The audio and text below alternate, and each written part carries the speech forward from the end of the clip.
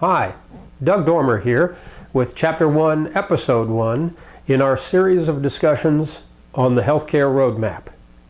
Now, just a reminder, we are also creating a parallel set of blog entries, which you can find by going to spinphr.com and clicking on the blog.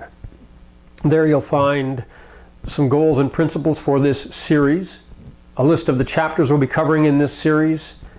You'll also find a table of contents so that you can navigate. As we add new clips, we will post them, the links to them in here.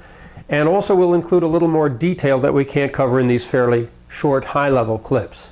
Now for today's discussion, let's talk about the roadmap for healthcare. Now, everyone has some sense of this roadmap, whether it's precisely defined or not, might vary.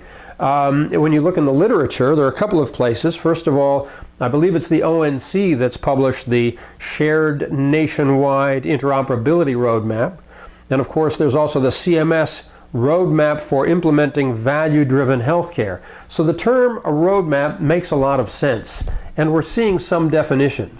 But for today's purpose, what we're going to do is simply focus on this very simple roadmap that we can attach some milestones to as we take stock of where we've been and how we've gotten here. Now, we could start just about any place in the last century, I think, going back to the Great Depression in the 30s. But for our purposes, let's begin in April 2004, when President Bush announced the formation of the Office of the National Coordinator for Health Information Technology. He also set forth a goal that every American should have an electronic health record by 2014, 10 years. And of course, that was 2 years ago. And he proposed $100 million in funding for demonstration projects. So we'll use that as our starting point.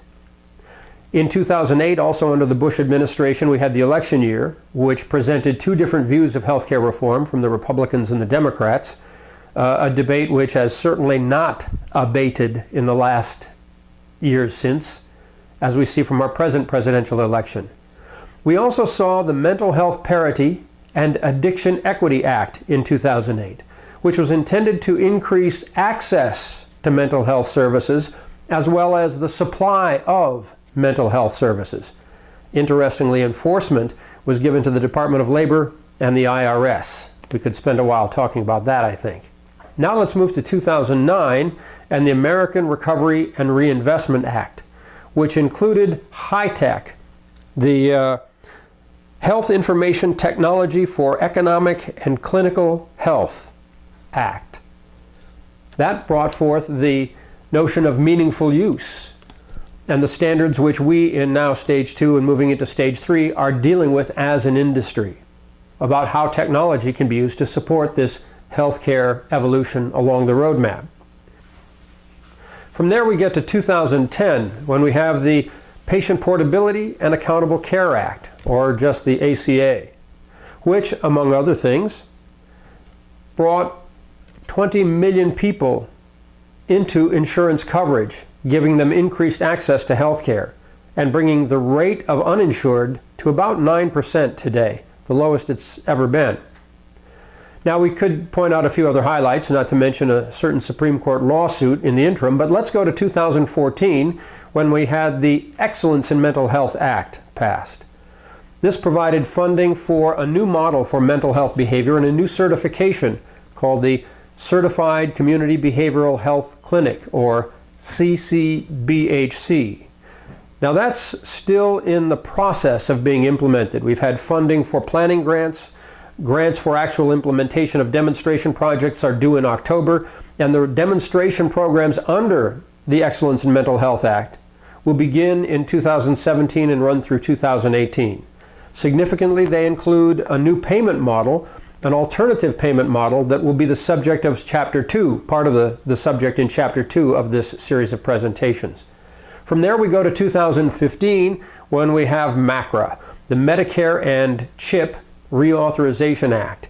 It too proposed new service bundle and alternative payment models, focusing with two main groups, one being the merit-based incentive payment system, sort of a scoring and incentive program on top of the basic payment models we have today, and alternative payment models that are similar in many ways to those under the Excellence in Mental Health Act, also scheduled to go into demonstration projects in 2017 and 2018. Hence, we are right in the middle of this important transition time today. Now, looking ahead at 2026, on the one hand, it's hard to know what that might look like. On the other hand, the literature provides some guidance. Industry, particularly the payers, are showing us some guidance about what they would like to see, and payers and providers are beginning to show some direction. And we'll refer to that as the learning health system. So that's all we wanted to cover today, just kind of a touching stone look at how we got to where we are, this point of transition, and a foreshadowing of where we'll go when we look at the learning health system. I hope you'll stay tuned. We'll present the next session on today's transition in the next few days. Thank you. Take care.